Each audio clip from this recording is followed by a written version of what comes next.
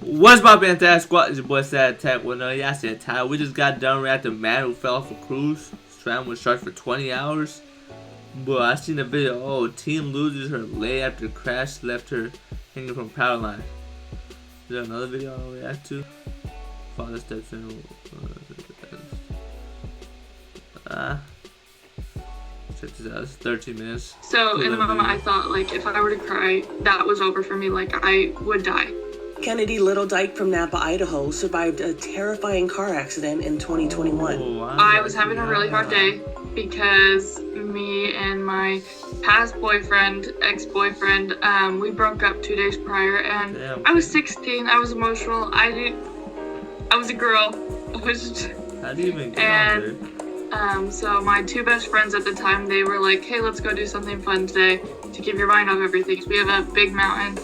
And you can go park your car at the very base of it and watch like the prettiest sunsets.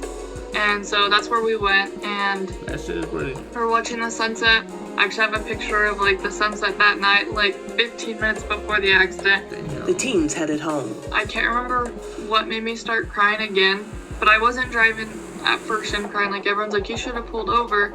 Yeah, I would have, but it was like so abrupt, and then it happened so quickly. And I started to go off the road on the left side, and I Wait, she was overcorrected driving? and crying. Like everyone's like, "You should have pulled over." Yeah, I would have, but it was like so abrupt, and then it happened so quickly. And I started to go off the road on the left side, and I overcorrected too far, and I went off the road on the right side, and my side of the vehicle hit the power pole, and it flipped us sideways, and we started flipping and rolling, and we didn't have our seatbelts on. So when we were flipping and rolling, I was the first one out, and I wasn't on the ground. I was actually hanging in the power line by my broken leg. So all three of us were thrown out, and I was God damn, she high. Then all three of them got thrown out. Did they all survive? hanging up there, and in the process of getting thrown, my arm was actually torn off and was hanging on by the skin on my back, and then Oh, God. my femur was snapped over the wire and hanging in front of my face. Body. And so you can see in the picture that it's all twisted. That's her? I thought that was just like, bro, I didn't think that was actually her. Face. And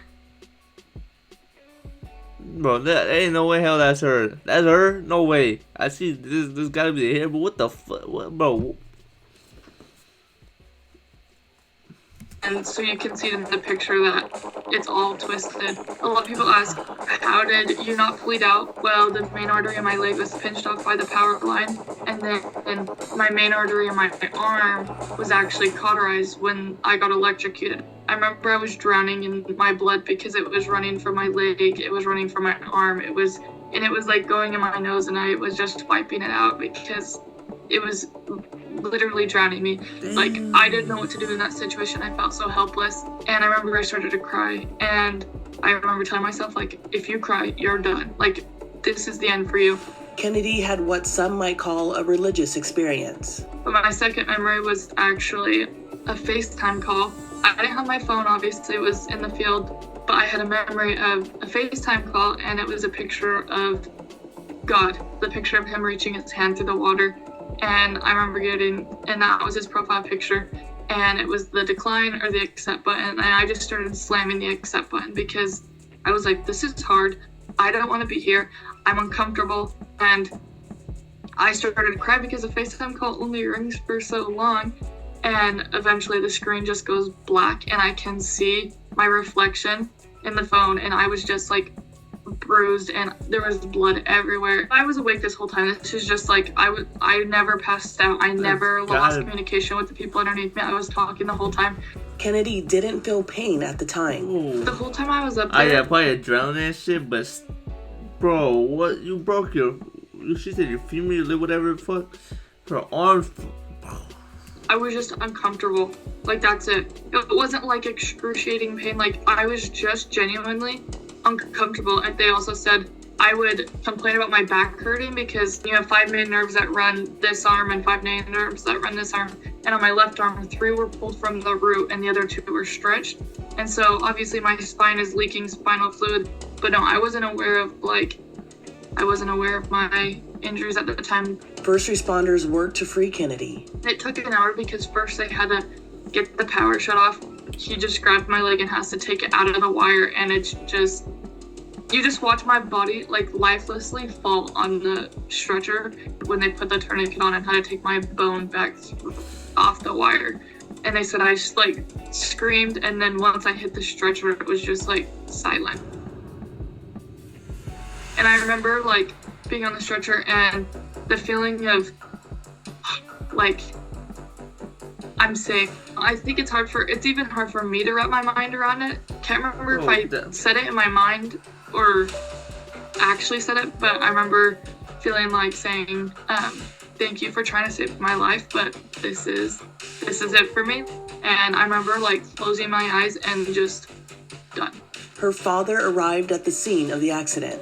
And he just begged, and he got on his knees and was like, please God, don't take her. And my eyes started like rolling to the back of my head because I thought I was done. And they asked if he wanted to give me a blessing, and he said yes. And so he gave me a blessing and gave me a kiss on the forehead, and they told him that I was not gonna make it. She was flown to University of Utah. I broke my femur, I broke my humerus bone, I broke my clavicle, and then I have a brachial plexus injury. My leg was shredded, pretty bad from that wire. Doctors couldn't save her leg. I think I actually had a total of 5 amputations. They tried to save as much as possible because the more leg that you have for a prosthetic leg to walk, the more easier it is. And so they tried taking it at my knee, like through my knee. And this process is hard because my leg just kept rotting because the bone was broken so high up that they just were like trying to keep as much as possible, because I had a total of 21 surgeries for everything that was going on with me. It was every other day they were going in and taking more leg, and to go under surgery over and over and over to get more and more leg get cut off. They finally just cut it off at the bone. My dad was about to tell me that they had to take my leg, and he came in the room and he was like, Kennedy, like, we have to take your leg. The room was so heavy, and I was like, did either of my friends lose a limb? And he said no, and I said, well, I'm glad I'm the one that lost it since I was driving. Okay, so the other two are cool. I was gonna ask that question at the end. I don't want to be rude because she's telling her story, but I'm glad the other two were good. And the shit that she went through, losing a leg, bro, that's actually I'm not gonna say a blessing, but the shit that she was going through, just losing a leg, and I just turned my head, and I just, in that moment, you're 16 years old, all your dreams. If you told me I went, bro, that you had in your head, and oh my God, like, just thinking about that shit, they're all like cringes gone. me, cause like, what the fuck? You on a Wear your seatbelt.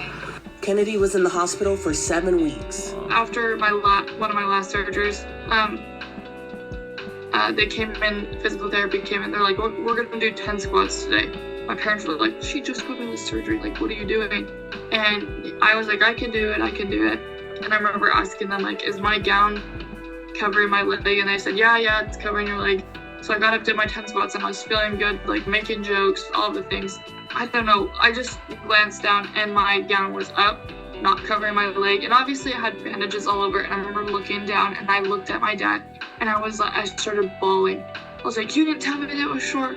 It was this short. No, I was upset because I really don't have much of a leg. Like, if it looks longer because the skin's like lost all its muscle, so it looks longer, but the bone is really like maybe that long. Like, I have no femur really left. Then the nurses and everything, they were like, I want you to touch it. And I looked at them and I was like, hell no. I was like, I'm not doing that. And then 10 minutes later went by and I touched it, and I like cried again a little bit because it's real. It's not just like in my head. But then as like within 20 minutes, I was totally fine with it. Like, I literally named it. I named my nub Gobi. And I made a whole dance for it. Go Gobi, go Gobi, go Gobi. I don't know what happened to me in the hospital, but I just had like such a smooth transfer from such a bad mental health state to like such a positive one.